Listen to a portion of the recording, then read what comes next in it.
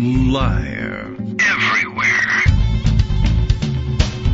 On netrootsradio.com.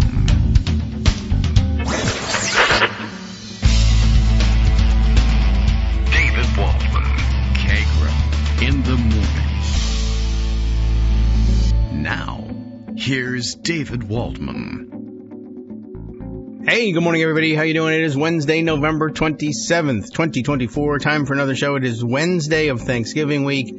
Maybe you're already in the car. Maybe you're already thinking about getting in the car. Maybe you're not. Maybe you're not traveling anywhere for Thanksgiving and you're watching the clock waiting for work to end or waiting for your half day to be over.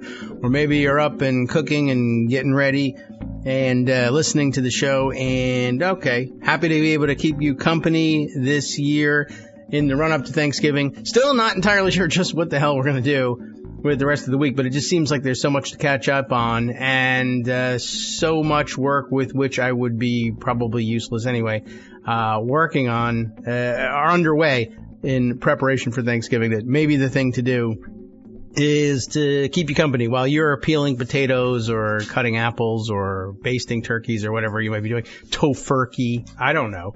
Possibly, right? So, yeah, and it feels less like work than it does like therapy, but, what can you do? Anyway, although I'll tell you when it does feel more like work is when the alarm goes off in the morning and it's time to get up to do the thing. You know, once you're doing it, it's fine. It's the, I should get out of this bed thing. And why bother, really, honestly? There's, no law or history anymore, so what's the point, right? Well, okay. It's to go through it together. It's weird living through historical times together. I mean, I guess it's all historical times, but some more exciting than others, like the fake Chinese curse, right? May you live in interesting times, which we found out at one point on the air wasn't really even a saying anyway. I don't know. That's on my mind today, not necessarily because of news per se, but actually just something I saw in passing on the way to the microphone this morning. I might as well share it with you. I just was perusing Blue Sky, as we're all doing now, because the other place turned into a Nazi bar. And what am I reading here? Here is the post from Kathleen Belew, Belew, who is responding to someone else, Soraya Nadia McDonald, who's in the background preparing today's turkey. Don't worry about it. I should just warn everybody in case I forgot or you forgot somewhere along. Don't do it on purpose. What's going on back there? That everything, we broadcast from the kitchen here, and that's the busiest room in the house on the day before Thanksgiving. I could have moved, in years past, I've moved the whole rig somewhere and it's really just too much of a pain in the neck. And some people even like the ambiance. It's not exactly a diner. It would be the kitchen, I guess, of the diner. But, look, there's just going to be noise in the background. And I don't think there's anything that our editors are going to be able to do about it because it's all coming out on one track. My microphone. If it was happening in Greg's house, then we'd be able to do something about it. At any rate, I was reading through this mini thread here, which Soraya Nadia McDonald had put together based on an AP News article. And I guess I'll read you the clip that she sent first and then her comment, and then we'll move out this way. So she had a screen grab from this picture or from this post. And I guess the AP article, we might as well open up and take a look at the title. His country trained him to fight. Then he turned against it. More like him are doing the same. You get the idea of where this is going. While the number of people involved remains small, this clip begins, the participation of active military and veterans gave extremist plots more potential for mass injury or death.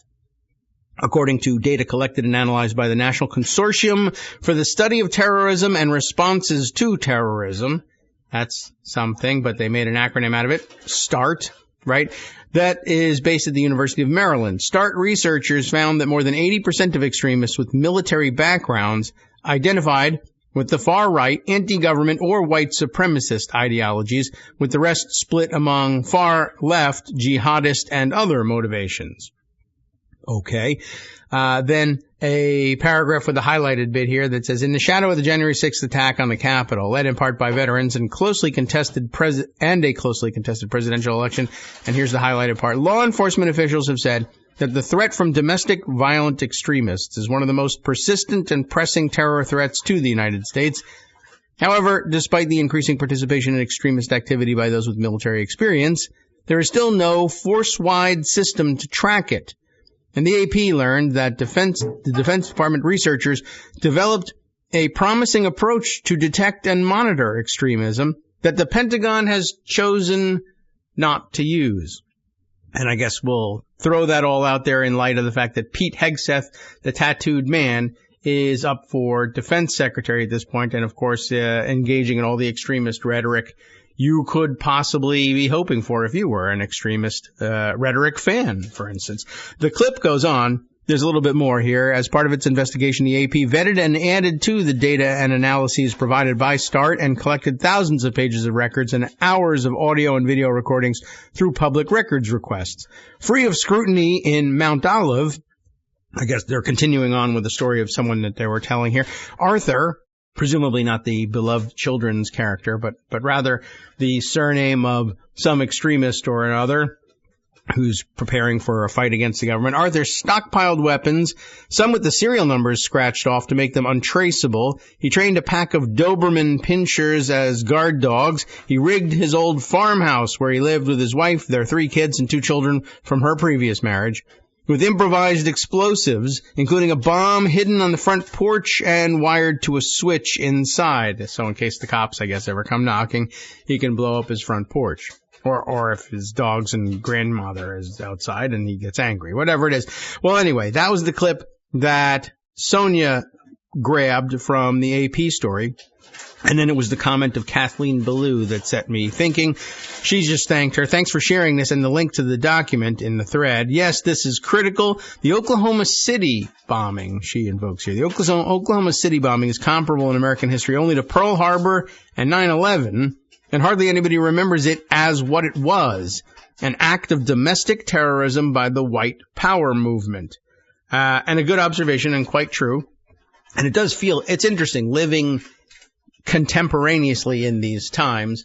The Oklahoma City bombing now going on 30 years ago, I guess 29 years ago at the moment. And in April, it will be the 30th anniversary in 2025. It just feels like a kind of a bygone era. It was, a different president, a different focus for the anti-government extremists, but they're still the government, right? But it never really went away. And I'm just thinking, though, in hindsight or in the broad sweep of history later on, right? Like right now, it seems like, I don't really connect the rise of militias and January 6th and extremist ideology and conspiracy theory and conspiracy thinking to the Oklahoma City bombing necessarily. But I see the through lines. I understand that. But in the broader sweep of history, 30 years will be nothing. Like to us, it seems like a bygone era, but this will be the same era, I think, in the history books. Like, I guess, for instance, scholars of the eras will, know more about it and know history in such detail that they'll be able to distinguish more readily between items in the history books. But for you and me as lay people, do you differentiate in your mind, let's say, between the happenings of the 1530s or 1630s and the 1660s? Well, what's different in your mind between 1530 and 1560? Probably not that much. In American history, of course, very little going on. In fact, basically nothing in the Western telling of American history. So there we're taught nothing in schools. But even European history, where we are taught this, is definitely different eras, I would assume, and very different things happening, and certainly different monarchs reigning in most cases. Although Elizabeth was such a long stretch. I don't know. Maybe she occupied that whole thing, but I don't know. Seems like 1530 to 60 was a big change, but still, you get the idea. looking back as a layperson, it's very easy to lump them in together. And I assume that's what we'll be doing. And if things continue on this path or get worse, and we really do usher in an era of weird, Trumpy, anti-government, militia-led white supremacist activity, it would be very difficult, I think, to differentiate that in 100 years, 200 years or more. And they just probably, the history books, if there are books, if you're allowed to read history or anything like that, to separate, I assume they would look back and say, yeah, the Oklahoma City bombing is the beginning of this new era, the beginning of this new anti-government movement that eventually topples American democracy, even though there was a long period of prosperity and relative peace at home. The wars were fought elsewhere. Stock market grew, .com boom. Strange things happened, certainly. But yeah, I wonder whether, in the broad sweep of history, whether it all looks the same or not. It'll be interesting to see how that works itself out.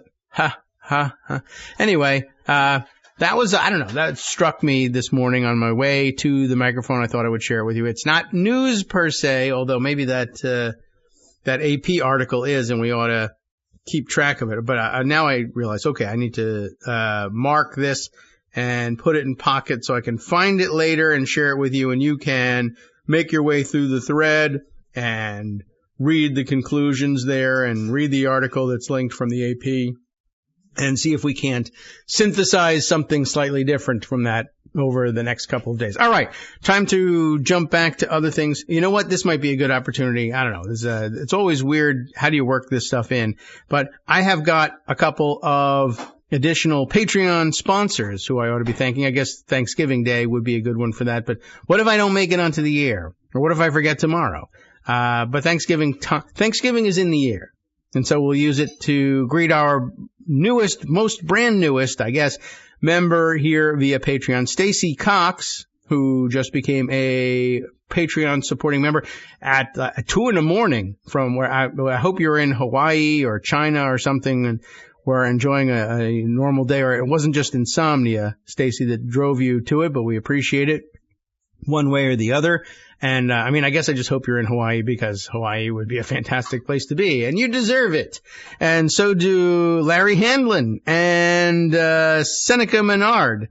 If I've got my notes here correct. Seneca, a boost to an already existing sponsorship. So thanks go out there. Larry Handlin, arch pundit. So in case you're, wondering, what you could be doing to support the show in this if you're thankful for the fact that we're still on the air, and who knows how much longer that is, you have to start wondering about that, right? I think we're small potatoes enough that they don't notice us for a great deal of time. Make it harder for them to ignore us, and make it, here's a great pitch for donating. The more you donate, the bigger we grow and the faster they arrest me. All right. Well, we'll keep it on the QT, as they said way back before they said on the down low, which is now probably also passé, and they would look at you as, say, cringe, you talk like a millennial. I'm an alpha, and I don't like it. Anyway, many thanks to all those who have joined up, and we appreciate it. And of course, we always need more. We can always grow, reach out, branch out, and of course help support Scott Anderson's work as well. Good idea also, as long as you're out there, if you're making holiday gifts, think Netroots Radio, because they keep us on the air with the live stream. And every day, some 100+ of you enjoy that direct from the source, in addition to the many hundreds, thousands in some cases. Billions of people are downloading the show as a podcast. But they could be. I think we may be in for a boost. If you thought that we kept you sane through the first Trump administration, first of all, you're wrong. You did go crazy. And second of all, though, the point really was that we made you think you stayed sane during the first Trump era. And if you think so, tell other people that you think will need to remain sane during the second Trump administration, and whenever that may end. And that they ought to do the same. They ought to tune in and keep us going for as long as they allow it. Okay, now back on to Pocket, and we'll bring you the stuff I had set aside to actually tell you stories about today. Man, there's a lot, and that's why I think we need to be on the air through, with the regular schedule through the end of the week. Okay, first of all, let's say tariffs. They're out there. Okay, and I think we regarded them correctly yesterday, and I think that view, and it's not hard to come to that view when it's your own. I was correct yesterday. But I do see there are some others backing that view up, not actually backing up our view, because they didn't hear us and say, yeah, that sounds right. They came to these conclusions independently. And of course wrote stories saying nobody but me is coming to this conclusion. So, we are all working in a little bit of a silo here, but the show is about weaving all that together. And eventually one of you will tell, let's say, Greg Sargent, who I think got some things right, and David Dayan, who also got a couple of items from yesterday's coverage of the tariffs, brought some interesting ideas to the forefront, let's say, both of them, with which I agree and with which we touched on either directly or tangentially. Let's start with David Dayan, because, I don't know, I bookmarked it first. He's writing, of course, over at the American Prospect, where the headline here is Trump's Economy, Brute Force and Favor Trading. This is, I think, what you, I, and others are already anticipating, and everybody ought to anticipate from the tariff regime. Again, yesterday's theme was sort of in the show summary that I tweet out using the various social media. I was basically saying, look, tariffs, maybe yes, maybe no. We don't know. Like with everything, we just can't tell where the reality will land among the range of possibilities. But I think one of the best bets is, if we're counting on FAFO, everybody's going to find out they're going to apply those tariffs across the board, and even Trump supporters are going to get hurt, and they're going to say, hey, this isn't what I expected, and they'll turn against Trump. One, of course, there's every possibility that they will have this stuff applied to them across the board, but they'll say, no, I love it because Trump is doing it. It's also entirely possible, maybe even more likely, particularly if they're big donors, that they just will get exemptions, that things won't apply across the board. That would be the rule of law way of doing things, and we're not going to do that anymore. Trump's Economy, Brute Force and Favor Trading, says David Dayan. Subheader reads, the tariff threats against major trading partners preview geopolitical strategies that Trump's Treasury Secretary nominee Scott Bessent has articulated with a dash of corruption thrown in. Is Bessent, is that the pronunciation, by the way? I don't know how else we would do that one, but I haven't checked. Anyway, maybe I'll do that in the third Trump administration. I'll figure it out. The most overused phrase, he begins, since Donald Trump chose billionaire hedge fund manager Scott Bessent as his Treasury Secretary nominee, is sigh of relief. Interestingly enough, as the theory goes, Bessent would command respect from the markets. So far, it's not helping very much. Steering the next administration toward the usual conservative agenda of tax cuts and deregulation and away from anything disruptive. That sigh lasted all of one day. Although, speaking as, a unit of time measurement for a sigh, a full day is a very long one. You see how the perspective of history can change? The president-elect, in a familiar declaration of policy by way of post on social media, announced his intention to impose a 25% tariff on imports from Canada and Mexico, and a 10% one on China, specifically to impede an invasion, quote, invasion of migrants and drugs into the U.S. All the people walking here from China. It's really bothering me. This would affect around $1 trillion in annual imports from America's three largest trading partners, spawn retaliation, do little to prevent border crossings that are already muted anyway, and typically dependent on job availability, and of course raise prices on many goods and services. In other words, it's probably worth pointing out, if the economy heads south, consumer prices are through the roof, and the job market is depressed as a result of these tariffs and other economic conditions. That by itself I guess he could point to it and say, look, success, fewer people are crossing the border and coming here to work, because it's less advantageous than ever before to do so. I guess you could think of that as success, but that's not what is supposed to be stopping things. Anyway, there is much that divergence between the nomination of Bessent and this is posed as a question. But is there that much divergence between the nomination of Bessent and the tariff threat? Not if you listen to how the Treasury nominee sees the job, or if you know how tariffs in the Trump era will take on a pre-modern character where proximity to the king will determine one's economic fate. That was the point that I thought we ought to keep in mind, and David's putting it back there. So we're going to read it because confirming priors. That's what we do here. Some have focused on Bessent's 333 plan. I didn't realize that there was a 333 plan. This is, of course, the square root of Herman Cain's 999 plan, targeting 3% GDP growth with a 3% budget deficit and 3 million more barrels of oil per day. They were really struggling for that third three. But if you're going to go with threes, you got to have three of them. The oil industry, it says parenthetically here, doesn't want to do the latter, claiming they're maxed out already. That's interesting. In reality, they don't want more production to lower global oil prices. But we do sometimes forget, and it was certainly lost in the campaign, while Republicans, when they addressed energy issues at all, were talking drill, baby, drill, and we got to exploit our domestic resources and and we got to get off foreign oil, and everyone, I guess, just basically ignoring the fact that apparently the United States is now the world's leading oil producer, and it's not elsewhere. It's not Saudi Arabia anymore or whatever. But just like, hey, there are actually fewer people crossing the border and the economy is actually doing fairly well, things get ignored. Anyway, where we left off was, but Bessent's real aims seem to match his investing history, which involved wagering on geopolitical shifts, finding opportunities in other countries' chaos and misery.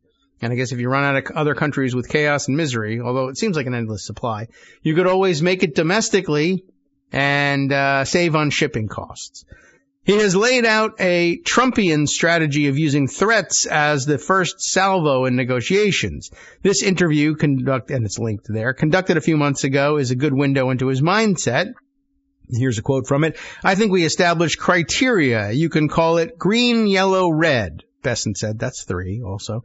This is how you get into the green box. This is how you stay in the green box. If you're India, you want to have 20% tariffs. You want to buy sanctioned Russian oil. You're in the yellow box. And by the way, if you keep buying that oil, you're moving toward the red box. The red box! Dramatic music time once again. This idea uses trade barriers like economic sanctions and security arrangements to induce changes in other countries. Bessent suggests that nations under the U.S. security umbrella should buy long-dated U.S. debt.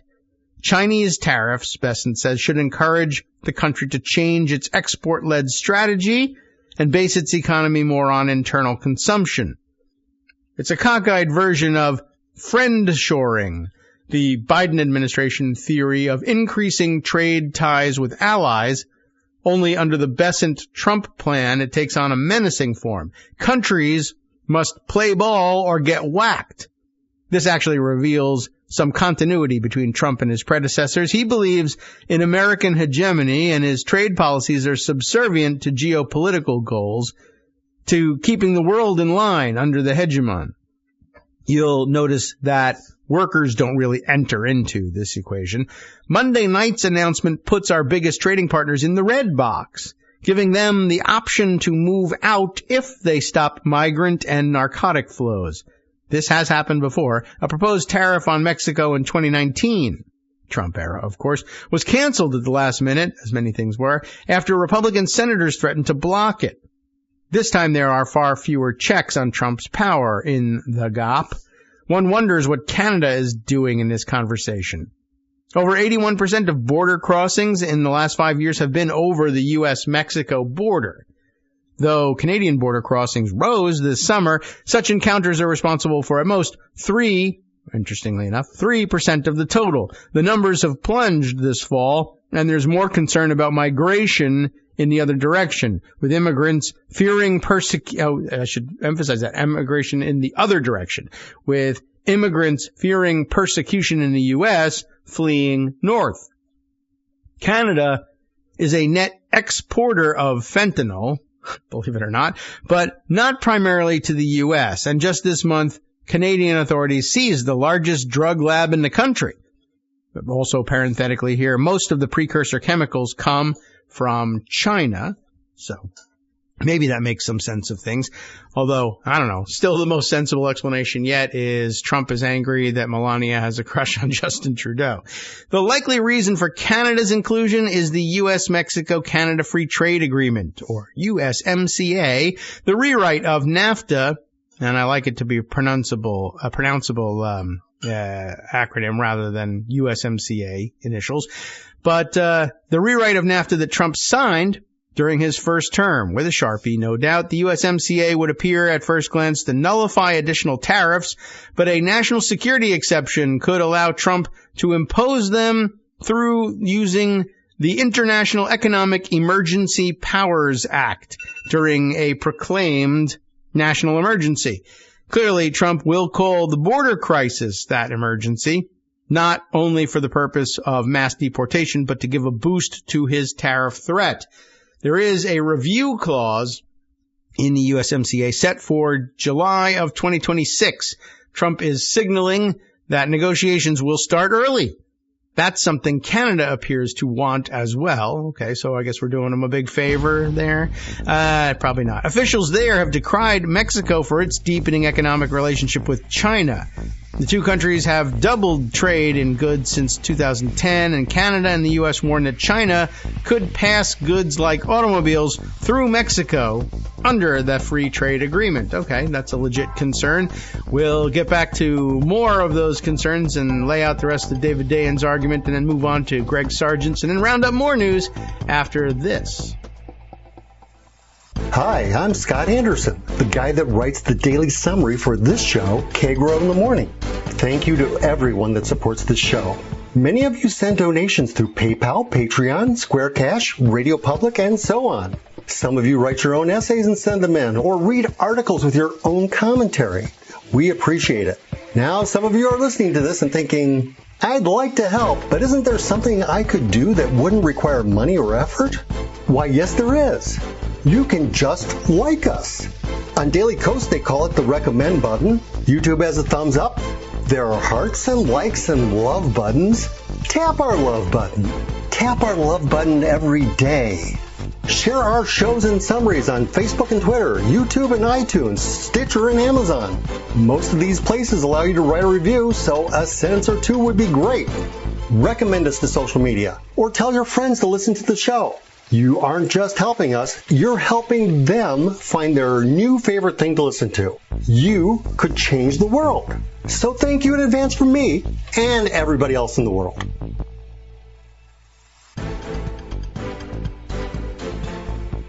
There we are. Welcome back now to the show, and you know which show it is, so I won't waste any time with it, and we'll get right back into reading David Dayen's article about the tariff situation and what it might really be used for.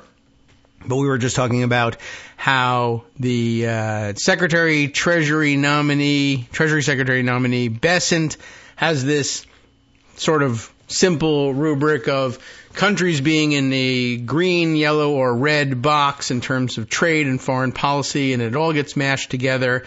And anything that makes the big man unhappy will be reflected in somehow in trade policy. Whatever tools he has to punish people or increase prices and therefore misery, wherever it may be, at home or abroad, Trump will use that lever to do it. So, where were we? Oh, yes, right. Canada isn't getting much out of this USMCA deal right now. Trade with the U.S. has flatlined. The new regime in America wants to stack tariffs on top of that. And Mexico is already talking about retaliatory tariffs against the United States.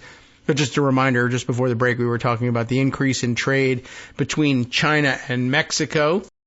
And that Canada in particular was concerned that, one, they were doing too much trade with China and that it posed some danger, and also the possibility of sneaking some major durable goods in, cars and other things, possibly importing things partially assembled in China and then sort of laundering them through Mexico and injecting them into Canada and the United States tariff-free.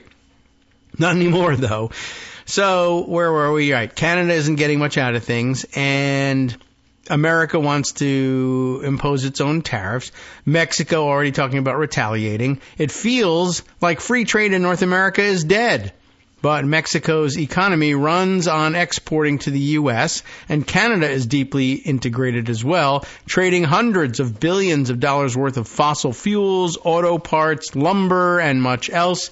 We were saying yesterday, if you think you have a housing crisis now, right, put 25% tariffs on construction lumber and 25% tariffs on, and closing down or restricting movement across the border with one of your major suppliers of construction labor, and see how it goes. Anyway, we left off by saying it feels like the free trade deal is dead, but Mexico's economy runs on exports to the U.S. Canada is very integrated as well. I was thinking the other day of some of my favorite Canadian products. I know people are thinking maple syrup and others. I just thank God that my old favorite crackers, stoned wheat thins, did not live to see this day. When the product of Canada, most prominent in my young life, won't have to deal with 25% tariff. They're gone. I didn't realize that, but I don't know. They're pretty. They were good. They were great crackers in their day, but I don't know. At any rate, I don't know why that came to mind. It just did. I think they prominently displayed that they were the product of Canada, and of course did so in both English and French, and that just always caught my eye when I had the box out. Where were we again? Oh, yes, right. Canada.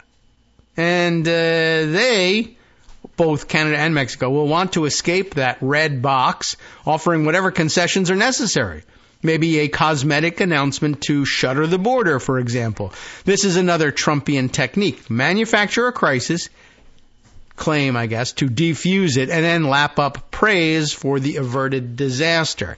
And I think it's Greg Sargent expands on that point more in the other article. But there's a second piece to Trump's tariff strategy involving not countries, but the importers and exporters.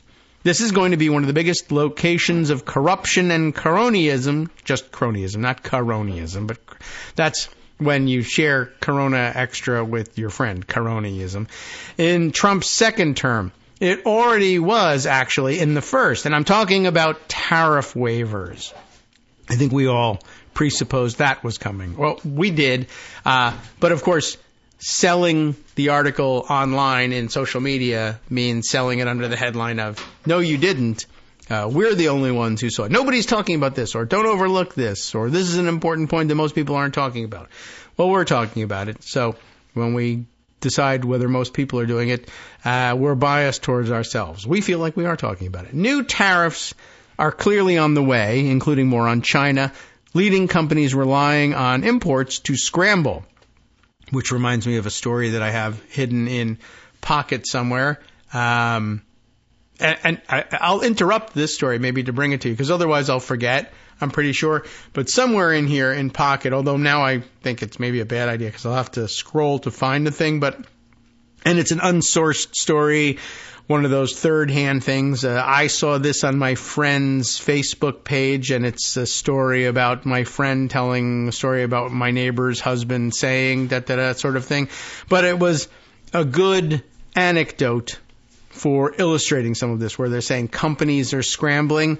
Somewhere in here is the story of, and I don't even know how I'll uncover it now, but I can retell it more or less, the basics of it from memory, which is that you're talking about a company having an all-hands meeting. I think this is a sort of a small company, small business based in Pennsylvania, sort of, American heartland, and Trump voters and yada yada is supposed to be invoked here. But they have the all-hands meeting at which the management announces that there will be no Christmas bonuses this year, which is fine because they ought to be termed as holiday bonuses. But, once we make the country Christian again, as what's his name, Russ Vogt says he's going to do, then we'll have to say Christmas bonus again. and that there was going to be no Christmas bonus this year. And what's the reason? The reason is that the company needs to use all of its available cash. Here's one version of it right now, as a matter of fact. It reads, the results have already started. This is from an American woman today, right? Sure, maybe. Maybe not. Could all be made up. My husband works for a small manufacturing company, and here in southwestern Pennsylvania, that means most employees are Trump voters. When the president of the company sat them down today to tell them that their annual Christmas bonus would not come this year because they now need to purchase at least a year's worth of products prior to January 21st due to the proposed tariffs, they did not understand. My husband said that their president had to explain what a tariff is and how it will directly hurt their company. They all thought the foreign company paid the tariff. How could they have come to that conclusion? This is the level of ignorance voting against their own interests here in Pennsylvania, where we failed American women and children last night. This was November 8th posting. I have my doubts about the veracity, I guess, of the story. You know, whether it would really hold up. I think it's a good anecdote, and I think it's likely to happen in a lot of places. The idea that it was likely that it had happened on November 8th, I don't know.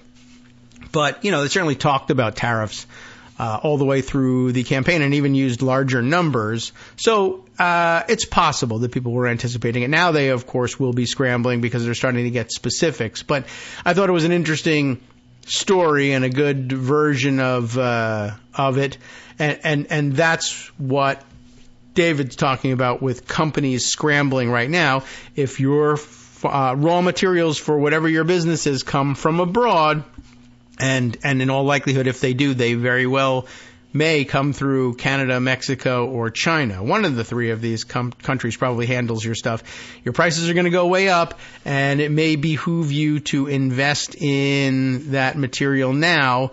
And you might, if you're a small business, have to use the Christmas bonus pool to do it.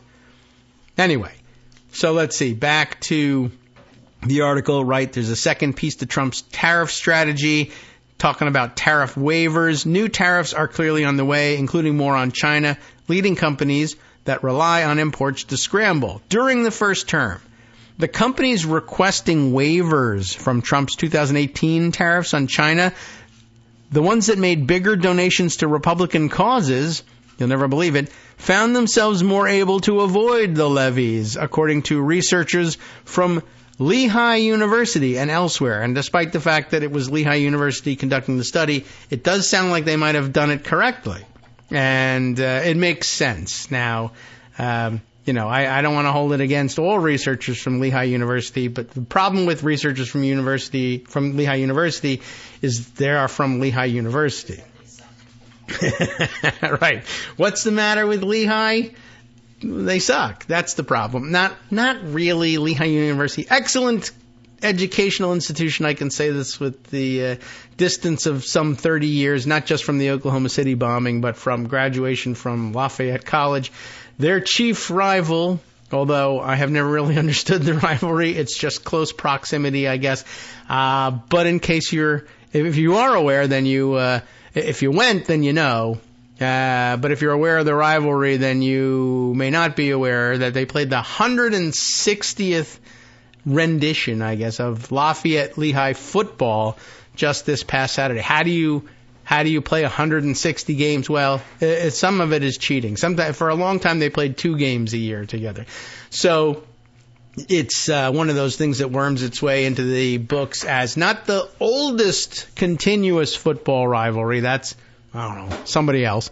But the most played college football rivalry in America. 160 games, that's an awful lot of them. Anyway, all right, off the football field, as it turns out, Lehigh University has a whole, academic program and researchers and everything. They say. I don't know, but that's what they tell me. Researchers from Lehigh University and elsewhere, thank God, say that the tariff exemption grant process functioned as a very effective spoils system. You remember that from studying in history?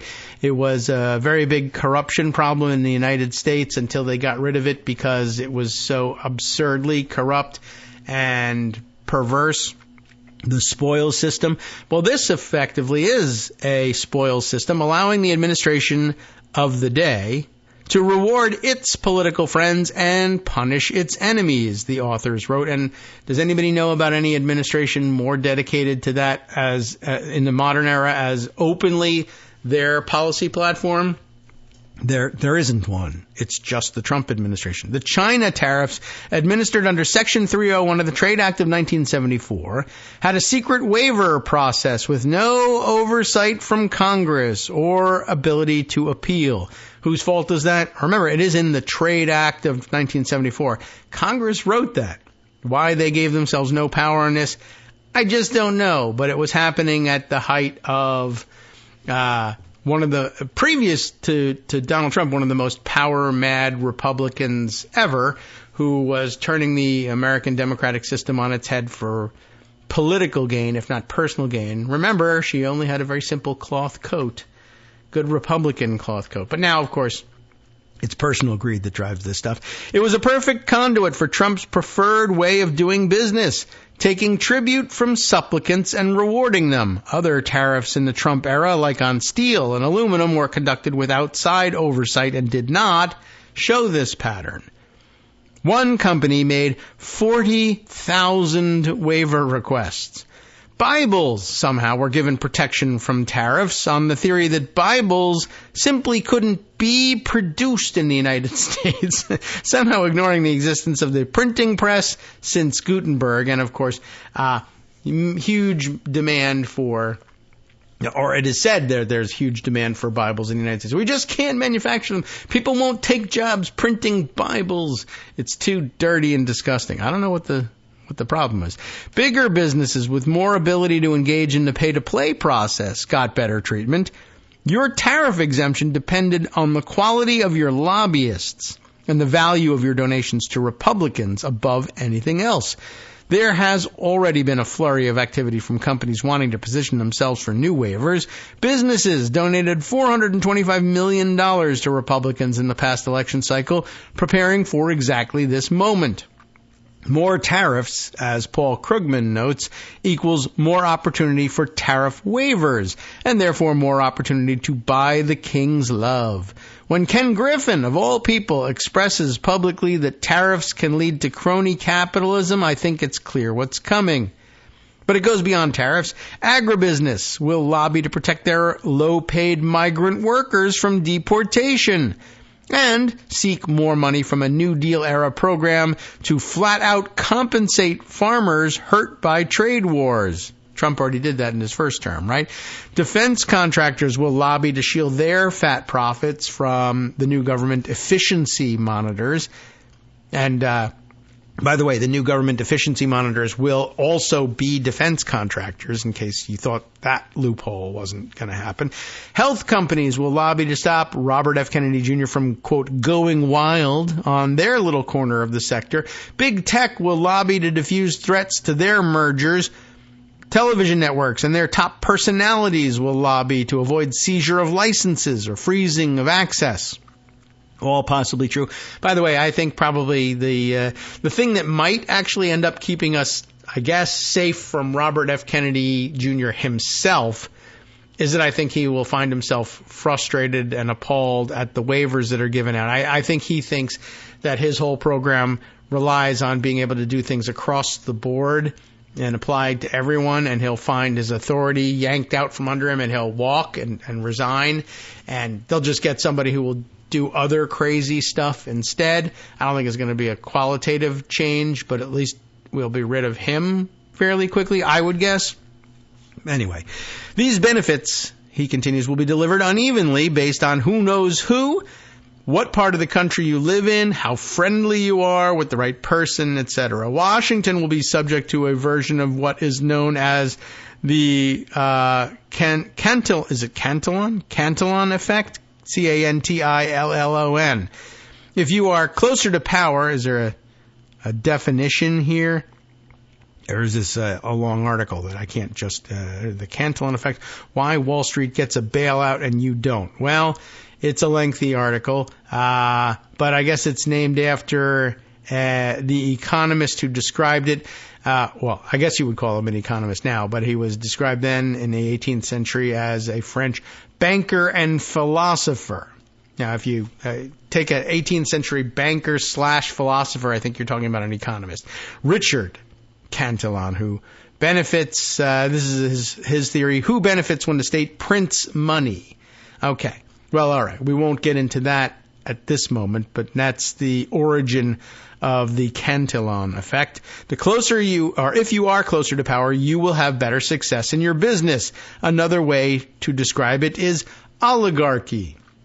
Ah, yes, that's more familiar. And by the way, 18th century French banker / philosopher saying the closer you are to center of power, the more you benefit, the rich get richer, et cetera, et cetera. What was happening and what eventually was the culmination of 17th century French economic inequality? And what happened to Richard Cantillon and where is his head now? I don't know whether he made it through, but at any rate, you get the idea. So these benefits will be delivered unevenly based on who knows who and what part of the country you're in, et cetera, et cetera. And another way of describing how it works, oligarchy. Let's wrap this up and then move on to the next article. Usually cronyist countries, cronyist, like as in cronyism, not the crony-est countries, but them too. Usually cronyist countries have depressed economies. Besant sees it as purifying. The quote, we are going to have some kind of a grand global economic reordering. I'd like to be a part of it. It would be nice if America was involved in the global economy, don't you think? There's really nothing that grand about this, though. It's just brute force and favor trading. So now you, too, are thinking of things this way. You're not going to be left behind with the great mass of people who are ignoring the true story any longer. I know. Everybody has to sell their stories. Now back to Pocket. I'll share with you Greg Sargent's take on this. This is the other thing that you're ignoring because of how dumb you are, but not really. All right. Oh, let's see. All right. Well, do I have to read this in the Pocket version? The New Republic has a new sort of, not a paywall barrier in the way, but an annoying barrier in the way. All you have to do is sign up for a free account, which I did, but not on this computer. So I can't take the time to go through with it now, but I'll read you the Pocket version of his piece. Mexican president's harsh takedown of Trump exposes an ugly MAGA scam. Can you think of what it might be?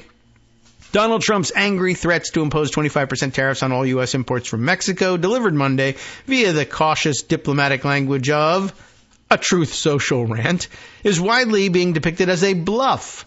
Trump declared that once in the White House, he will impose the tariff unless Mexico stops migrants and fentanyl from, quote, pouring into the United States or being thrown over his fence and hitting people in the head, right?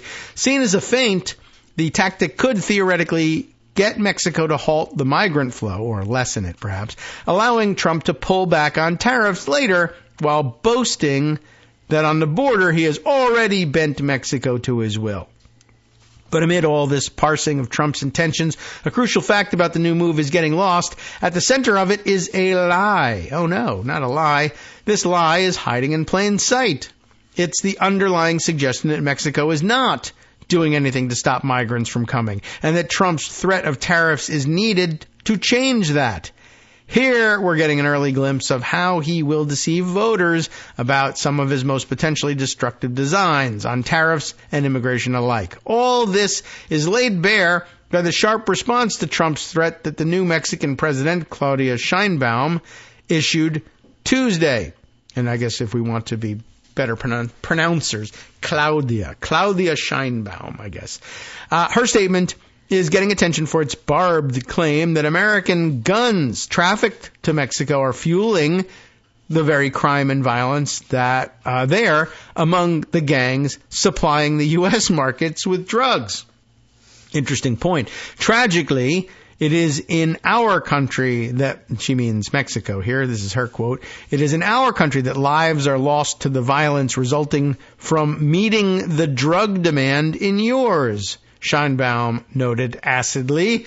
Not the drug acid, but, the bitter acid, suggesting, because she's not, going to be trafficking more drugs than they have to over there.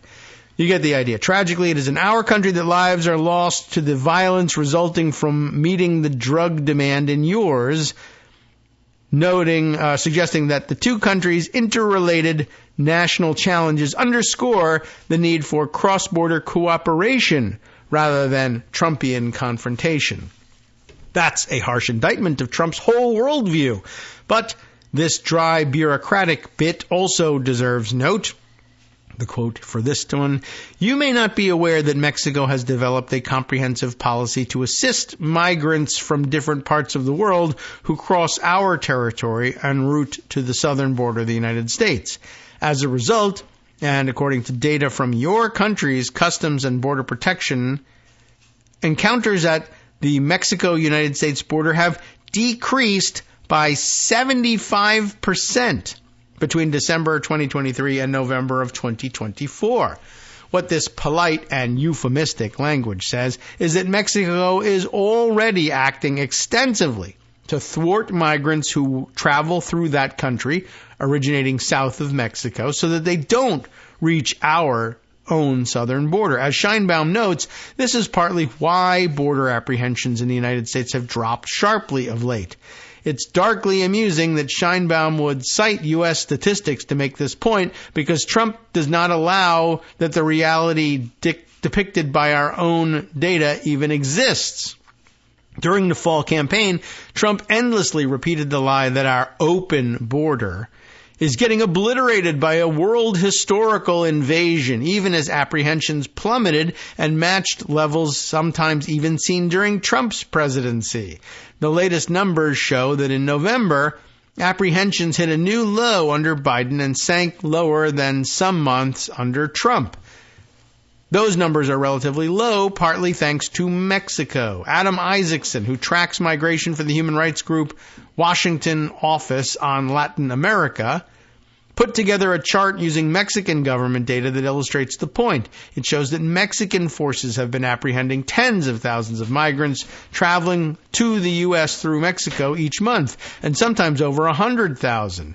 Up through August, the last month of available data, we find, thanks to Adam Isaacson, maybe via Twitter here it looks like, despite the bluster about tariffs for not doing enough to stop migration, the security and migration forces of Mexico, now encounter in their territory as many migrants as U.S. forces do at the border.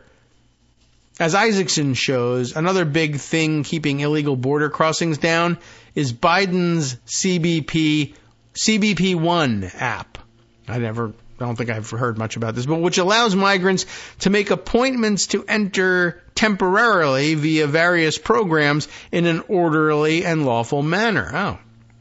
Trump will also end that program, nixing something that's contributing to reductions in crossings because his paramount goal isn't border security, it's fewer immigrants here. Or perhaps maybe his real paramount goal is more crisis. And he's going to get that. The reporting bears out the bigger dynamic. As the Washington Post and the Wall Street Journal document, the Mexican government is using elaborate security operations to shuttle migrants heading for the U.S. border back south through Mexico. According to the Post, Mexican officials call this El Carousel. Can you figure out what that might mean? Yeah, that's Spanish for the carousel, or as it says here, the merry-go-round, if you prefer that terminology. Some experts see Biden's private diplomacy with Mexico's previous president as a critical ingredient in making all that happen. This cooperation, plus Biden's recently imposed restrictions on asylum seeking and its CBP-1 app program, are all major contributors to this year's lower apprehension numbers, Isaacson says. If Trump wants Mexico to crack down on unauthorized migration through its territory, Isaacson told me, then Biden has already gotten Mexico to do that to a greater extent than anyone has ever done before. Or as Trump might say, than anyone has ever done before. It's the same words, it just sounds like Trump. He did it without tariffs. During the campaign, Trump simply pretended none of that was happening. It's one of MAGA's biggest deceptions, and his latest scam carries it forward. The very idea that Mexico must be bullied with tariffs into cracking down on migrants is designed to imply that it's doing nothing right now. It's taking advantage of us, Trump might say, and only his fearsome threats can force it into submission. This massive swindle is getting lost in the coverage. See, you're so dumb, you don't know this. Much of it is focused on the potential consequences of tariffs, such as upending trade throughout the Americas and creating extensive hardship for U.S. industries. That's understandable since the damage would be severe, but you can read whole articles about this that don't inform you that Mexico is already doing much of what Trump wants it to do, or that this was apparently accomplished through diplomacy without Trumpian bluster. All this paves the way for larger deceptions later. These we, I think, guessed that pretty correctly, right? Bank on it. The moment Trump takes office, the lower apprehension numbers will magically become real metrics.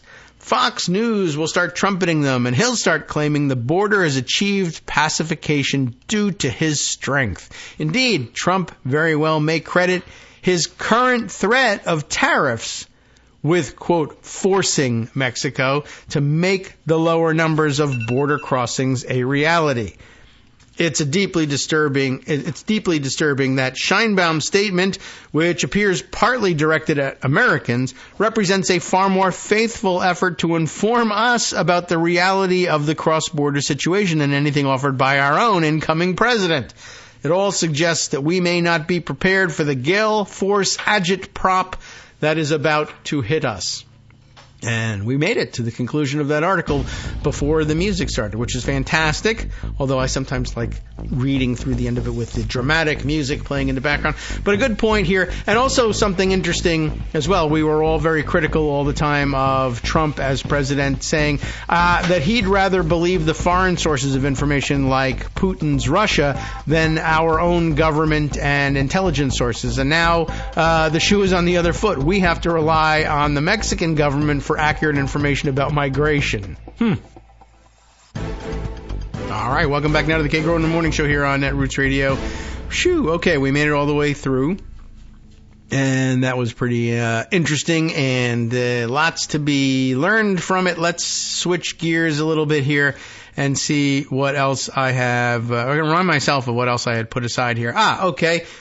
Well, to try and dig out from underneath the pile of stories here, Steve Vladeck is chiming in with something that I think we probably ought to turn back around and just read a little bit about, because something, and let's see, a short teaser, I guess. Maybe I shouldn't even start down this road, because I don't know, I am not a paid subscriber to his Substack, though perhaps we should be. But we'll at least alert you to the fact that he's covering this as a topic.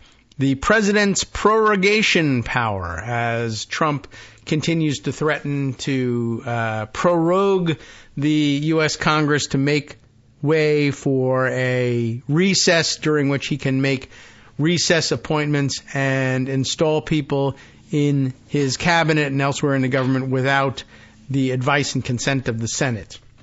Is he going to do it? There's lots of pushback. The senators increasingly saying no, but as we read yesterday, although we're not sure of the source of this information, somebody is out there threatening that Elon Musk will pay for primaries against Republican senators who don't toe the line on the nominations. Unclear whether that extends to getting in the way of declaring a recess, making it necessary for him to prorogue the Congress to create that recess instead. So I don't know if you get primaried for voting against his nominees, or you'll also get primaried for voting against a recess or what, but I guess the idea is it's not supposed to matter because Elon Musk's resources are endless. But I guess I want to point out just one more time that there's nothing in the story reporting this threat that indicates that Elon Musk is making the threat, in agreement with the threat, aware of the threat. And I don't know whether it's something he would come around on and say, yeah, sure, I'll do that, because his resources are kind of endless. But it may also be, hey, who the F is invoking my name and using my money to make these threats? I'm out of here, or I'll squash. I don't know whether he'd say, I'm out of here, or I'll squash you, or what his reaction would be. Anyway, Steve Vladeck, focusing, as he will, on the law and norms of these things, even though they may not matter anymore. The president's prorogation power. The president's never exercised power to involuntarily adjourn Congress might be a lot narrower than it looks, especially if this Supreme Court is ever asked to interpret it. Oh, yeah, sure. Well, I mean, it's a pretty good guess. He does well with these things. What's he got on tap for us? Given that Thanksgiving is tomorrow, I thought I'd post this week's bonus issue a day early, and that I'd use it to follow up on the piece I wrote a few weeks ago on the recess appointments clause. For those who prefer more Thanksgiving-themed fare, look back to 2022, I guess, and he's got a link to his old post here. When I wrote about the recess appointments earlier this month, that piece noted but didn't dwell upon the president's never before used power under Article 2, Section 3 of the Constitution to, quote, adjourn Congress. When? In case of disagreement between the House and Senate with respect to the time of adjournment. This prorogation power has led to some speculation that even if the Senate is unwilling to voluntarily adjourn come January 20th so that President Trump can use the recess appointments clause to fill his cabinet, Speaker Johnson might force a, quote, disagreement with the Senate as to the time of adjournment of the first session of the 119th Congress that the president could then use as a pretext for adjourning both chambers. It's all here in Section 3. The relevant part reading, he may, that is the president, on extraordinary occasions, convene both houses or either of them, and in the case of disagreement between them with respect to the time of adjournment, he may adjourn them to such time as he shall think proper. As I explain below the fold, and I guess that might be the subscription part, although this reading is superficially plausible if this single phrase of Article 2, Section 3 is read in a vacuum, it runs into difficulty when we consider the rest of that highlighted provision, the rest of the Constitution, and the broader implications of such a view. Taking the rest of the Constitution first, the President's prorogation power has to be read alongside Article 1, Section 5, Clause 4, you dummies, don't you know that? Which provides that neither House during the session of Congress shall, without the consent of the other, adjourn for more than 3 days, nor to any other place than that in which the two houses shall be sitting. The feces-smeared Capitol in some cases. This provision wouldn't be worth much if a single chamber could get around it with the president's help. And as a matter of practical implications, if the president could force Congress to adjourn at any time the House is willing to go along, that would open the door to largely sidelining the Senate as an institution, although lots of people would like to see that, since each successive House could effectively enable the president to fill every federal office through the recess appointments clause. Indeed, it seems odd to imagine that the Constitution would thus allow one chamber of Congress to largely neuter the other. That does seem odd, don't you think? My own view is that there is a compelling, narrower reading of the president's adjournment power, that the president may adjourn only those sessions of Congress that he convened under the extraordinary occasions provision of the same clause of Article 2, Section 3. Far more importantly, as I explained below, there's reason to suspect that if this issue were to make it to the Supreme Court, there may well be 5 votes in favor of such an interpretation. Of course, this legal analysis may all be for naught. President Trump may use the mere specter of prorogation to try to leverage the Senate into doing his bidding, and there may never be the type of disagreement that would even trigger the broad reading of the president's prorogation power. But if Trump and Johnson were to actually force a test case, it seems better than even odds to me that this court would rule against them. For those, of course, who are not paid subscribers, we are reminded that the next free installment of the Newsletter drops on Monday. For those who are, read on. We are not. Can you keep reading with a free 7-day trial? Yes, you can. Does it involve entering a credit card number? Maybe. I don't know. We'll stop there. But it's a good point and good enough for us to take away having learned something. His view is that, as he says, it may be that the president is only allowed to adjourn sessions that he convened, and he doesn't ordinarily convene them. We'll read again the whole Section 3 here. He shall from time to time give the Congress information on the State of the Union, that's where the State of the Union address idea comes from, and recommend to their consideration such measures as he shall judge necessary and expedient. He can propose legislation. Then the part we read before, he may on extraordinary occasions convene both houses, or either of them, and in case of disagreement between them with respect to the time of adjournment, he may adjourn them to such time as he shall think proper. Then there's more, by the way. He shall receive ambassadors and other public ministers. He shall take care that the laws be faithfully executed. That's an important one. And shall commission all the officers of the United States. That's the end of Section 3, or at least the clip of Section 3. But, and I think that may be it for the section. So you see how that gets read? You can read this as, he may on extraordinary occasions convene both houses or either of them. And if they ever disagree between them with respect to the time of their adjournment, he can adjourn them to such time as he shall think proper. That would be the broad prorogation interpretation. One of the things he can do is convene them, and one of the things he can do is adjourn them. Or is it read as a unit? He may, on extraordinary occasions, be allowed to convene both houses or either one of them. And then, having done so, he has convened a session of the legislature. When does that special session of the legislature end? Well, it's really up to the Congress itself to decide when it will end. But if they can't agree on when the special session that he, as the president, has convened under extraordinary circumstances, when it will end, then the president will tell them when that special session ends. Does the president have the power, therefore, to tell them when their own regularly convened session will end? No, he does not. That interpretation is available to the Roberts Court that is going to be, of course, extraordinarily concerned with its legacy and that they've perhaps given Donald Trump too much power. Here's one place that they can, with relatively little impact, demonstrate their independence and impose some restrictions upon him. And he may even be willing to say, sure, fine, that's okay. And Professor Vladek reminds us very appropriately, and I think this will have a lot more to do with it than the Supreme Court really does, that the mere threat will be enough. We know from studying, let's say, their subpoena power and the interplay between the branches there, that if the Congress subpoenas the executive sometimes says, and really always, as a matter of practice, says, well, we don't know if we recognize the power of the Article 1 branch to compel action by Article 2 branch.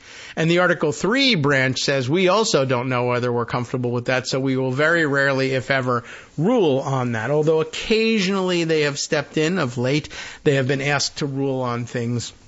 Well, Article 3, federal courts as a whole, anyway, if not the Supreme Court, asked to rule on the validity of congressional subpoenas as against executive officers. But at any rate, for the longest time, their solution for it was to dodge it and to say this is a political question as to which branch prevails here, is Article 2 or Article 1, the executive or the legislative. And so, at any rate, most of the history of the subpoena power were these confrontations, these standoffs, the threats to invoke the power of Article 3 to settle it, the attempts to avoid that responsibility by Article 3 by invoking the political question doctrine and then heading back to the impasse, and very often a deal being worked out, and sometimes a deal being worked out as directed by Article 3, saying we can't help you by forcing the issue. We recommend you sit down at the table and work something out. And very often they do, and it's very often along the lines of the executive branch saying, well, I'll tell you what, we'll give you the information you want or appear to give the testimony that you want in front of your committees, so long as we can agree that it's not pursuant to a subpoena that we're doing it, but because we just feel it would be a nice thing to do. And they do that in order to avoid establishing a clear and usable precedent later on that the legislature may demand and enforce subpoenas as against the executive branch. Similarly here, can the executive branch force the legislative branch to adjourn or recess so that the president can make recess appointments without the benefit of the Senate's advice and consent, nullifying the advice and consent clause? Well, if we say that you can't and we go to court and we lose, and now it says, the Supreme Court says the law is we can be forced into submission, that's bad news going forward. But if we voluntarily submit such that there's never a ruling from the courts insisting that this thing will work forever after, then it's still a question mark in the future, even though we lose right now. And that may very well be the approach that they take on things like this. Let's surrender now so that there's no court precedent that says we have to give in later.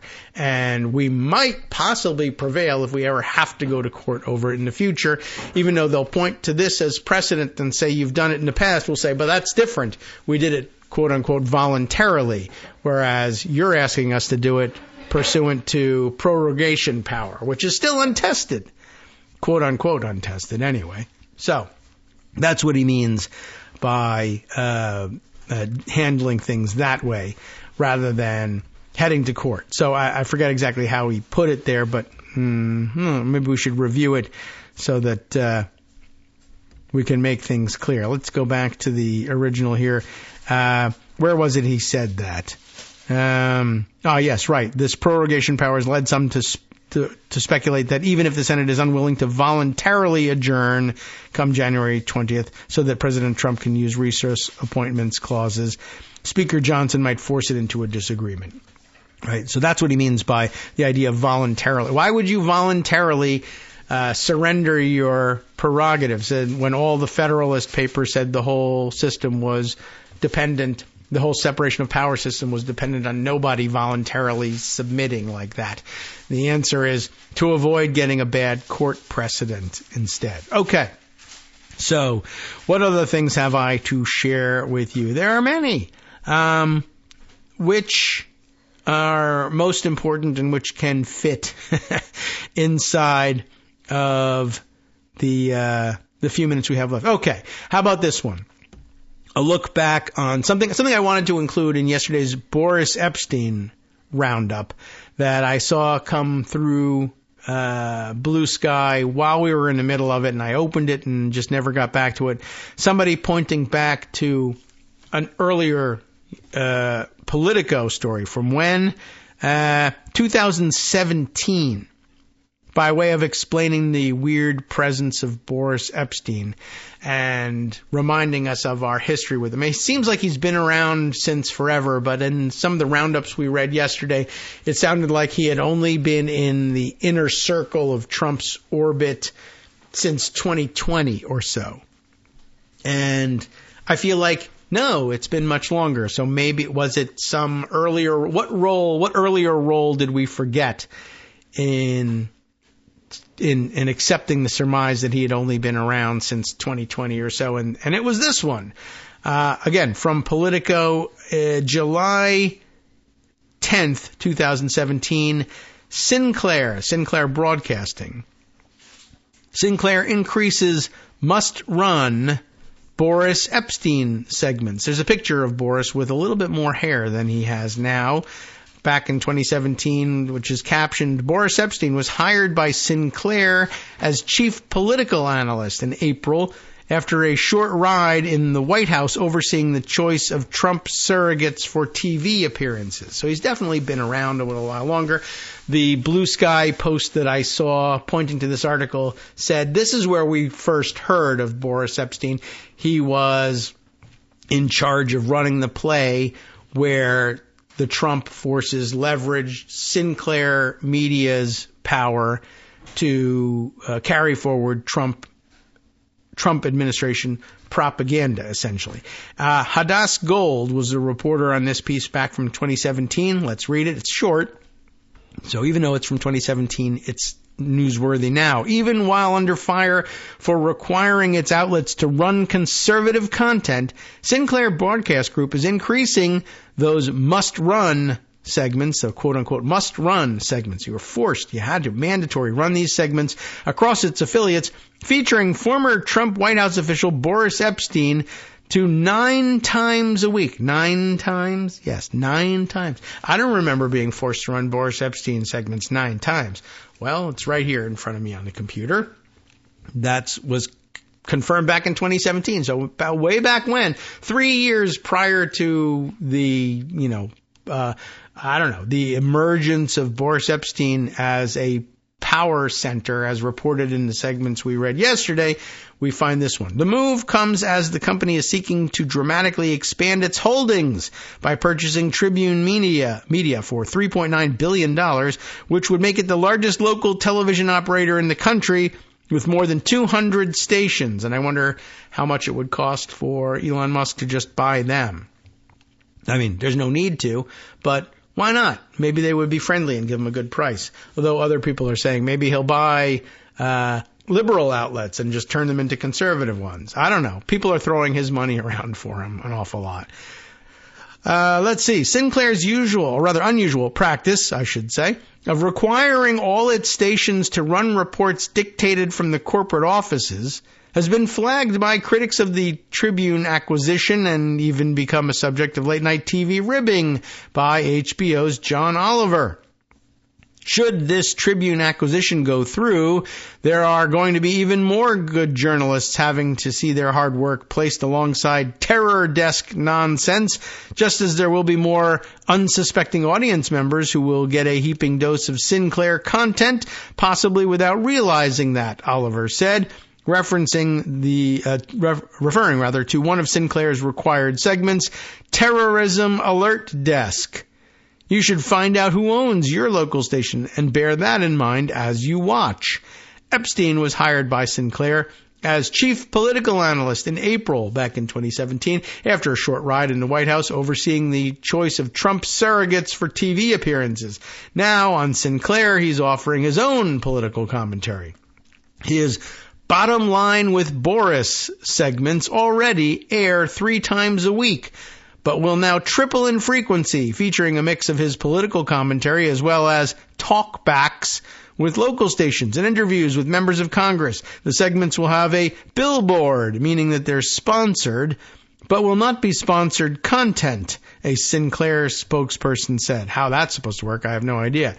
Epstein segments are must-runs, so all the Sinclairs stations across the country will air them along with their other must-run segments, including conservative commentary from Mark Hyman and the Terrorist Alert Desk segments. Epstein reliably parrots the White House's point of view on most issues. For example, he claimed last month, again, it's back in 2017, that former FBI Director James Comey's testimony on Capitol Hill was more damaging to Hillary Clinton and former Attorney General Loretta Lynch than it was to the then President, Donald Trump.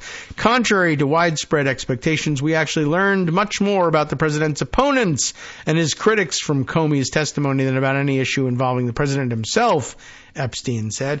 Sinclair at the time declined to comment on what went into the decision to add more segments from Epstein, but the company defended its practice of requiring stations to run certain types of content, even in the wake of Oliver's ridiculing. While we appreciate John Oliver's unique brand of humor, why bother? We stand by our approach to sharing content among our stations to supplement the excellent work our newsroom staffs do every day in service to their communities, Sinclair said in a statement. Epstein had also released a segment responding to Oliver. It's linked herein, but the Smith family, which has owned the Maryland-based Sinclair since its founding in 1971, is known for its conservative views. Last month, again, 2017, Politico reported that Frederick G. Smith, vice president and director of Sinclair Broadcasting, sent a contribution to Montana's Republican Representative Greg Gianforte on the day after Gianforte was charged with assault for putting a body slam on a reporter for The Guardian. Remember that? Yeah, well, he's the governor now. So, okay. Just thought we would throw that in there by way of background information. And now, as we head towards the next break, we got another jumping off point here. I should point out that prior to the articles that we read today from Greg Sargent and from David Dayen, these points have been made. This one by Anna Swanson in the New York Times. What's the date on this one? November 23rd. So, middle of or end of last week, right? I think an article I had put aside but didn't get to read. And I saw Paul Krugman. Krugman? Does he say with a U? Krugman? I don't know. He had been sending it around on Blue Sky. Trump's trade agenda could benefit friends and punish rivals. So I guess if you hadn't heard much about it by the time Greg and David said, hey, most people aren't hearing much about it, it was because you didn't read it in the New York Times. Donald Trump, the subheader reads, has a record of pardoning favored companies from tariffs. Pardoning, that's a good word for it. Companies are once again lining up to try to influence him. And guess what? I won't read you the article, but I'll bet that it says much of the same things. But it's worthy of reminding people, worthy of a reminder, I guess, then from David and Greg. I don't think they were saying nobody's heard of it, but not enough people were talking about it, and they're probably right about that. All right, so let's see. Other thing I wanted to bring to your attention. This seemed interesting, but it also seems like it needs a full segment to do it. So I'll just mark it and come back to it. Let's open up a couple of the other unidentified Blue Sky posts. Okay, this one was the one from Don Moynihan that brought that 2017 Politico piece to mind, saying the world first encountered this guy, Epstein, when Sinclair Media forced lots of local news providers to run pro-Trump propaganda statements read out by Boris. Seems like a weirdly upfront role for Epstein to have taken for himself, but he's settled into more behind-the-scenes operator role in the years since. Okay, you know what? Here, let me read you some of this before we go. So I mentioned to you earlier in the week that it seemed like Kelly Loeffler was going to land in the agriculture department role, but she didn't. And but I'm not certain why that was the case, but here's why it was worrisome for that. Let's see, I got two sources on that. And the one I have first is from the New Republic, Hafiz Rashid, who ran a piece under the headline, Trump's next cabinet appointment may be his most corrupt yet. That was Kelly Loeffler, and it didn't happen. How could his most corrupt one not have happened?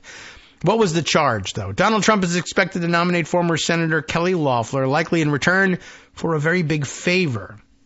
Let's see what I can cram in before the next break. Donald Trump is expected, of course, and he didn't, to nominate Loeffler as Secretary of Agriculture. CNN had reported. Loeffler previously served as a Georgia senator who was appointed by Brian Kemp to fill the seat vacated by Johnny Isakson, who resigned for health reasons. You remember all of that? She ran in a 2020 special election to hold that seat, but was defeated by Raphael Warnock.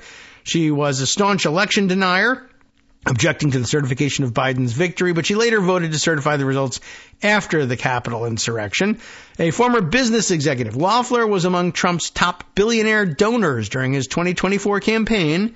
contributing more than $4.9 million to his reelection effort. Trump chose her to chair his upcoming inauguration and is set to meet with her on Friday at his Mar-a-Lago estate, according to CNN. Loeffler said earlier last week that she would welcome the appointment, saying on the Politically Georgia podcast, I grew up on a farm, yada, yada, blah, blah, blah. During her time in Congress, she was considered, believe it or not, quietly, the wealthiest person in the legislative body and had to fend off accusations of insider trading and dumping stocks. Remember that?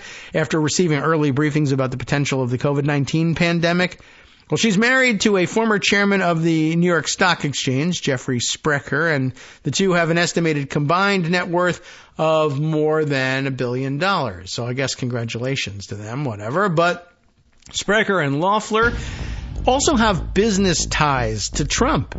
The president-elect's social media venture, Trump Media and Technology, is reportedly buying cryptocurrency trading firm, is it Baked? B-A-K-K-T? I don't know. Baked? I'm not sure which one. They're both equally applicable. Sprecher is now CEO of Intercontinental Exchange, which backs the crypto firm, and Loeffler is a former CEO of Baked. I'm going to go with Baked on that one. More after this.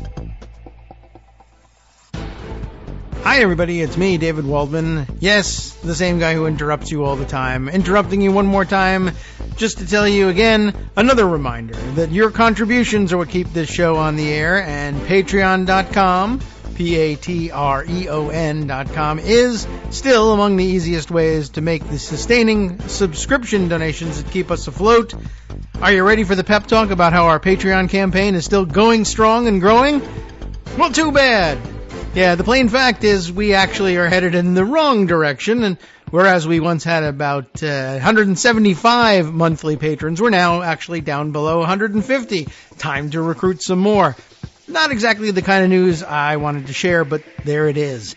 For those of you in a position to support the show, Patreon.com does make it easy to make those secure, recurring monthly contributions to do so. Patreon.com/KagroX gets you straight to our donation page. We've been through a lot together. The worst of the pandemic, we hope. The worst of the insurrection, we hope. So go ahead and treat yourself. You don't need an excuse. Give yourself the gift of a little something you enjoy in life. Support the show. And of course, if you happen to prefer using PayPal or even the Square Cash app, we're up and running on those options too. So thanks again, everyone, for all your support. We couldn't, or at least shouldn't, do it without you. Hope you'll be on board soon, too. Thanks for all your support. All right, welcome back now to the Kagro in the Morning Show here on Netroots Radio. We're almost actually done with the TNR article about this, and I'm settling on the backed, as in, this venture has been backed by these billionaires, but B-A-K-K-T, that's not immediately obvious. But they should have gone with the third K in that one too, B-A-K-K-K-T. Then I would definitely call it backed. But we were just revealing, as we were on our way out the door here, that Sprecher, her husband, and I guess it's Sprecher, S-P-R-E-C-H-E-R. Do they say Sprecher or Sprecher? I have no idea. It doesn't matter. Sprecher and Loeffler also have business ties to Trump, right? So, okay, what's the deal with naming her a cabinet secretary? The president-elect's social media venture, Trump Media and Technology, is reportedly buying cryptocurrency trading firm Baked. Sprecher is now the CEO of Intercontinental Exchange, which backs the crypto firm, and Loeffler is a former CEO of Baked. Loeffler's appointment to a cabinet position is sure to raise questions about it being part of a business deal with Trump, but he's never been concerned about mixing his finances with politics. That's the end of this entry, and I guess, well, one, the nomination didn't come to pass, but that doesn't mean she isn't involved with the administration in some way, and I guess the idea is, one question would be, all right, if Trump Media is going to buy Baked, why give her anything else at all, right? Isn't she going to get a big giant payday? Why also give her the Secretary of Agriculture post? Well, he didn't. But I wonder if the thinking was, when that was a possibility, well, if I give you this post, will you give me a better price on the acquisition of Baked? I'm not really sure. I'm not certain what the deal was supposed to be. There's another piece in Pocket about it. So maybe I'll back up and go and look and see whether that gives us any further indication. But it might have been just to get a sweetheart deal on the acquisition of Bakkt. It might have been something else. Whatever it was, it ended up being a complication, and he went in a different direction with, what's her name, Brooke Rollins, is that right, as Agriculture Secretary. But anyway, I thought that was interesting and a weird possibility. Not sure what the quid pro quo was supposed to be, but it was certainly confounding. Here's David Dayen on Blue Sky on November 22nd about this, and he has taken a screen grab from I don't know where, Financial Times maybe, FT. Is that what that says here? Loeffler was the CEO of Bakkt before becoming a senator. Bakkt is a subsidiary of the Intercontinental Exchange, which Loeffler's husband founded. He's still CEO and chair. This week, FT, I think that's Financial Times, reported Trump Media and Technology is working on a deal to buy Bakkt. Is USDA part of the deal? And here the screen grab is Trump expected to offer Ag Secretary post to Kelly Loeffler by Jerry Hagstrom. I don't think there's any insight in it. It just was, the screen grab was included by way of illustration of the fact that this was rumored to have been taking place. So I don't think that really, and it doesn't add too much to the picture there, but David Dayen was on top of it too. She didn't get the post, but it does lead us to something else. So what is this Bakkt, and what's the cryptocurrency thing, and whatever the hell else you want to put in there. Here's another story. Also of some interest, and it's got a through line, the American Prospect.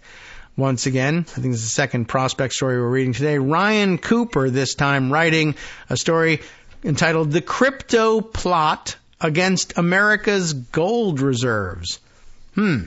What's going on here? Well, holy mackerel. It's bad news. The crypto, quote, industry, that's an interesting way of putting it, was one of the biggest spenders in the 2024 election. It practically single-handedly bought a U.S. Senate seat in Ohio, turfing out Labor's most reliable senator, Sherrod Brown, with $40 million in advertising. So, by the way, what can a $40 million contribution do? It can force out a longtime incumbent Democrat in the Senate and put in an empty suit moron like Bernie Moreno, who, you know, while other MAGA posers have failed, this one got $40 million in advertising and somehow succeeded.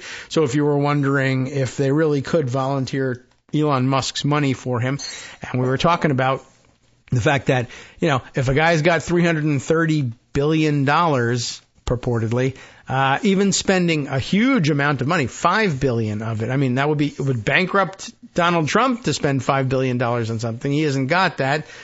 But for Elon Musk, it's like next to nothing. 5 out of his $330 billion is actually something, you know, I mean, it's a chunk of money and you want to think about it, but it's something he could contemplate. No one else in the world really, or very few other people in the world could contemplate, do I want to blow $5 billion on anything? But if it's control of the United States and let's say it's gold reserves or whatever else, maybe it is something you think about. But what would require a $5 billion investment? $100 million dropped into every one of the Republican Senate primaries. Remember, again, the threat was, and nobody knows who made the threat, primarying any Republican who dared defy any of Trump's appointments to office. And you wouldn't need all 53 billion because, or 53 primaries to be funded because some of them are going to obviously knuckle under. But you could drop $100 million into any Senate race of anybody who defied him. And let's say there's 10 who defy him, right? 10, that's far less than the 53 we were talking about. $100 million, 10 ways is $1 billion out of the $330 billion you have to play with. Easy to do. I mean, I don't know whether he would, but could it happen? Well, and by the way, is it burning the money or is it coming up with a way of just extracting it from elsewhere and recouping your losses? That's where the story here goes. But as they point out, $40 million dropped in advertising to defeat Sherrod Brown. And crypto industry convinced Donald Trump to make a 180 with a big sack of campaign contributions. What's the 180? Back in 2021, Trump said crypto was a scam, which actually probably resonated with a lot of people. But now he has his own coin. His media site is in discussions to buy a crypto exchange, and he's fully bought into the claims that the industry is overregulated. So now that crypto has bought great political influence, it's time to cash in. How might this happen? Well, the basic idea is to turn the American government into the biggest crypto bag holder of all times. Like, when Trump said crypto was a scam, when other people thought pretty much the same. Why is cryptocurrency worth anything? And right now, it's mostly because you can find other suckers to buy the stuff and keep increasing its value. But it hasn't really proven any value in any way independently, and no one has ever actually, used it for the intended use case or anything. Mostly it's just a speculation device. Like, as people keep pointing back to the tulip bulb craze way back when. So what's going on? Well, it all depends on finding different people to hold the bag in order for you to be able to realize any gains. But some people have, billionaires have already used their enormous resources to just buy huge chunks of this stuff. But how much of it can they sell off? Individual suckers to become bag holders later on can only afford a couple $1,000s worth at most. And I've got $1 billion worth to sell off. What do I do? Well, what if you made the government do it? What if you contributed so much money to the Republicans and the Republicans took over that you could force them to just say, we're going to leverage tax dollars to be the new bag holder? If the plan goes through, hundreds of billions of dollars of public assets will be spent or leveraged to buy, here's the plan, make the government buy 1 million bitcoins. Just make them do it. Use the law to say you have to. Why? I don't know, because the law says so. Allowing the tiny minority of Bitcoin moguls to finally cash out their holdings into real money. Remember, the future of real money is Bitcoin. Everybody ought to be investing in it. How the hell is it going to work? I don't know. Magic, just like AI. It's just gonna. And then it turns out that it's gonna is the government gives us money. And then the government may or may not hold anything of value in return. But who cares? I got cash. Right? So now the plan is make the government buy 1 million bitcoins. It would allow them, of course, to cash out, get real cash in exchange of this fake stuff. It would be one of the biggest upward transfers of wealth in world history, like no one's ever seen before, as Trump would say it. At the Financial Times, Tony Nangle, N-A-N-G-L-E, explains the various plans. I don't know whether we can actually get a look at it or we need a subscription. Yes, subscription. But suffice to say, they've been explained. One idea, this one doesn't sound very good, is to loot the Exchange Stabilization Fund, which is largely under the president's control and has about $41 billion in net value. I don't know anything about the Exchange Stabilization Fund. A much larger plan has been formally introduced in Congress by crypto shill Senator Cynthia Loomis, about whom we have some additional information to read. Not only a linked story to the prospect, but something else that I put aside from roll call about this. It's called and there's a heavy sigh involved in this one. Ready for the bananas score is going to come back. Remember bananas? I can't even remember what it stood for, but it was my my score for how bad your acronym for your legislation was. The Boosting Innovation, Technology, and Competitiveness through Optimized Investment Nationwide Act. Again, boosting, B, innovation, I, technology, T, B-I-T, and competitiveness through, but throw that T out, BITC, through optimized investment nationwide. Bitcoin, the Bitcoin Act. Cynthia Loomis, Republican of Wyoming, responsible for this. Of course, Wyoming, Bitcoin, everyone knows they go hand in hand, right?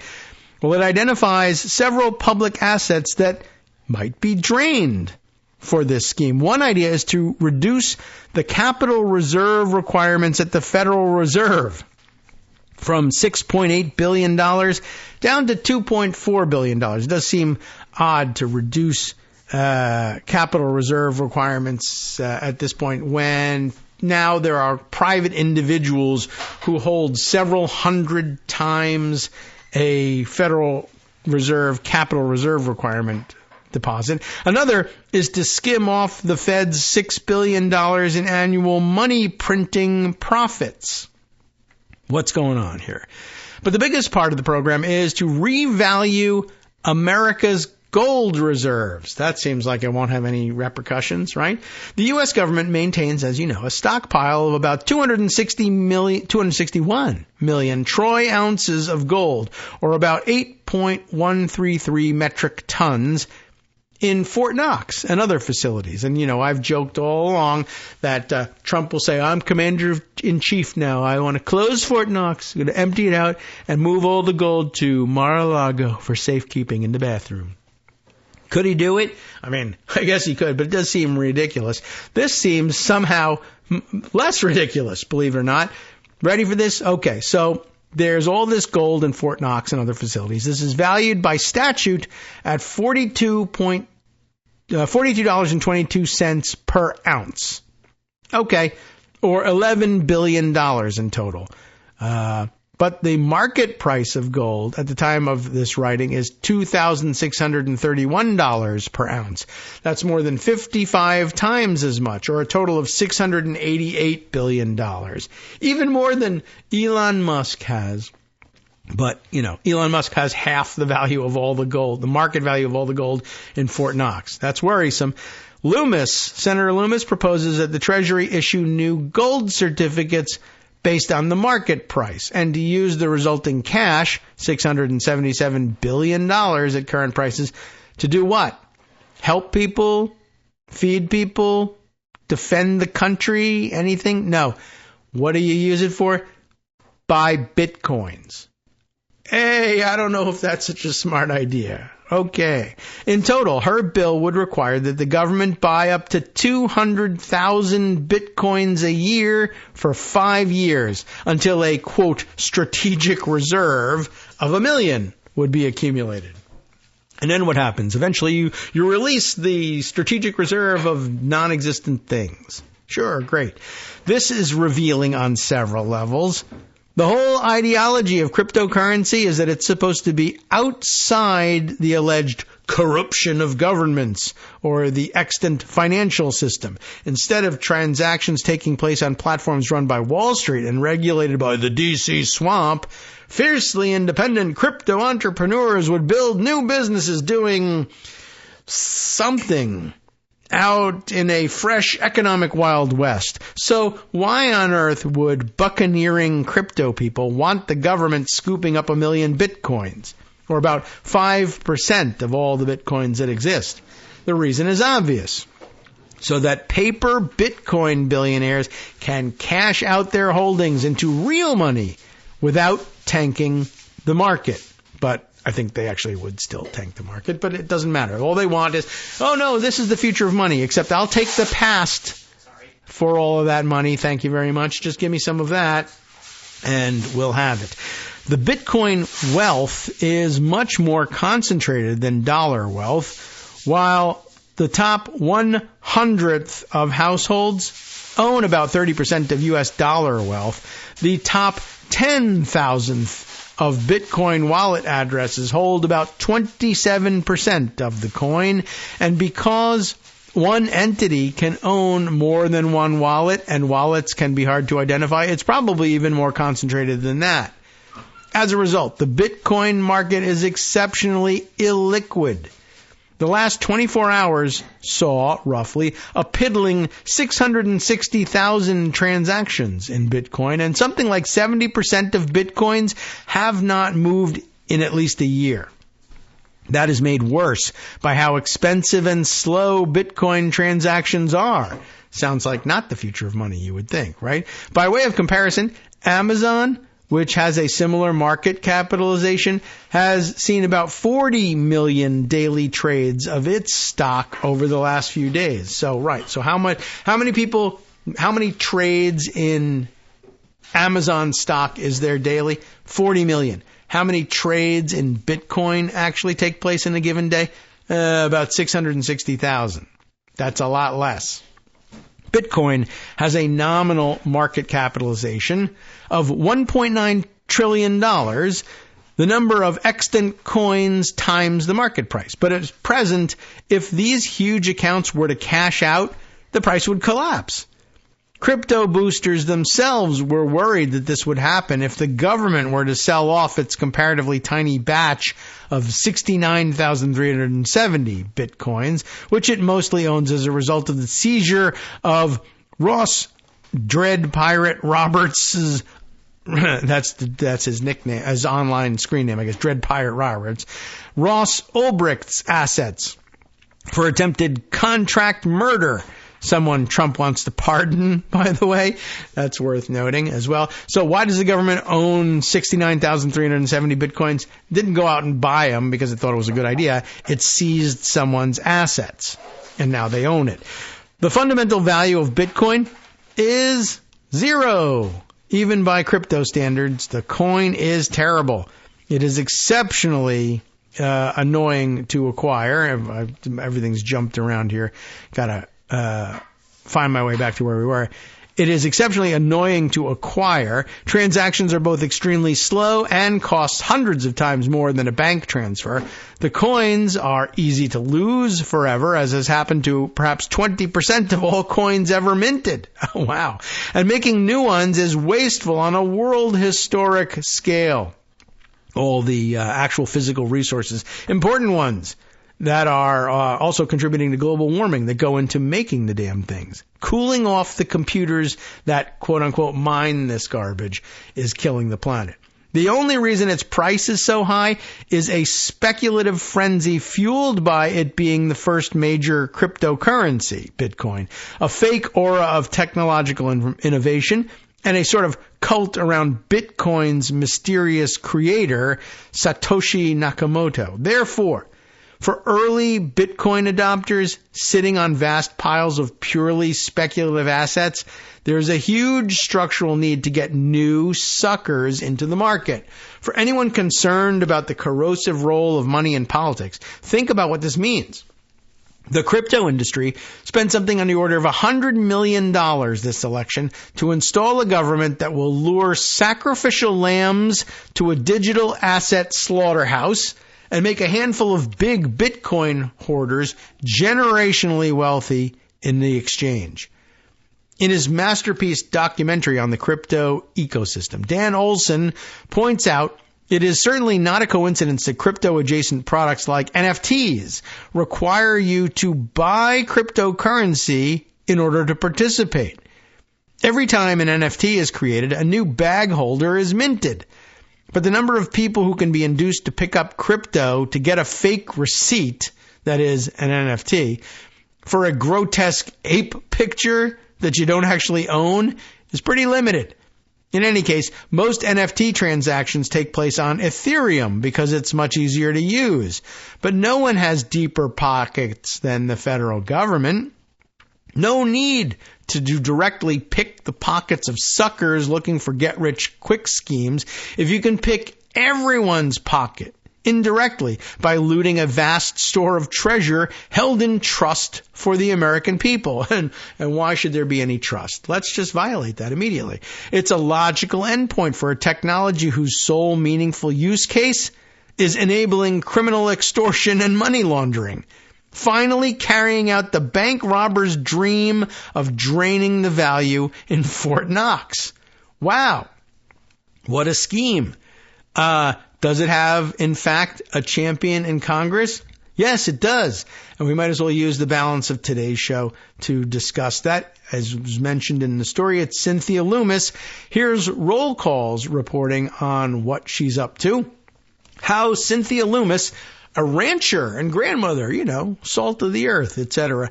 How did she become crowned as the Senate's Queen of Crypto? Good question.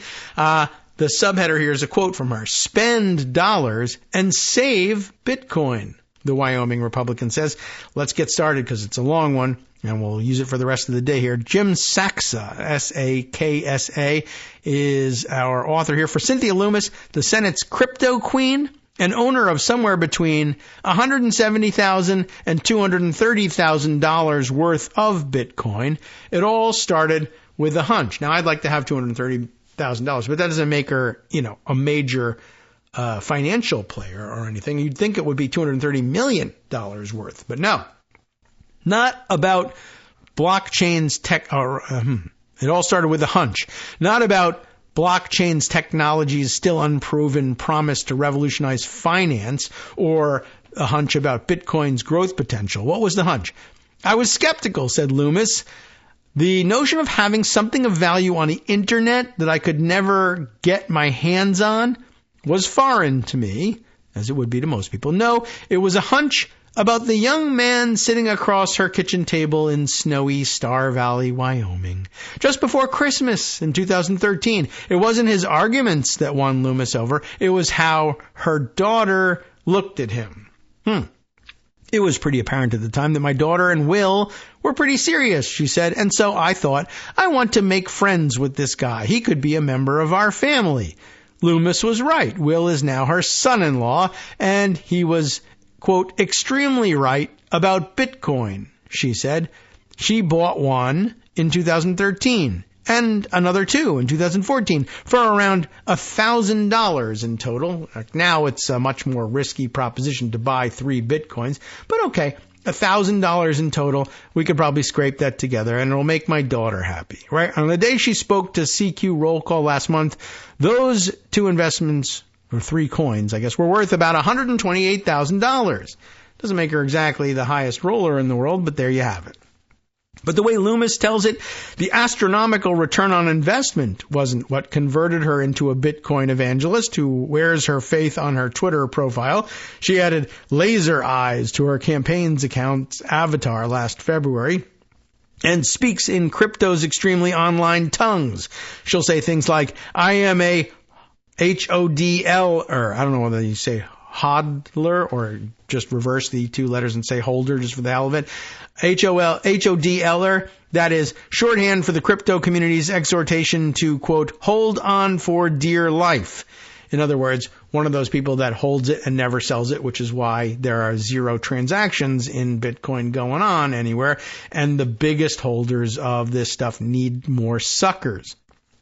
If Christmas 2013 was Loomis's baptism, her confirmation came in 2017, shortly after she retired from the House after 4 terms. She was invited to give a speech on how Congress works at the Satoshi Roundtable, an influential meeting of crypto minds, if they are minds, named after Bitcoin's pseudonymous inventor.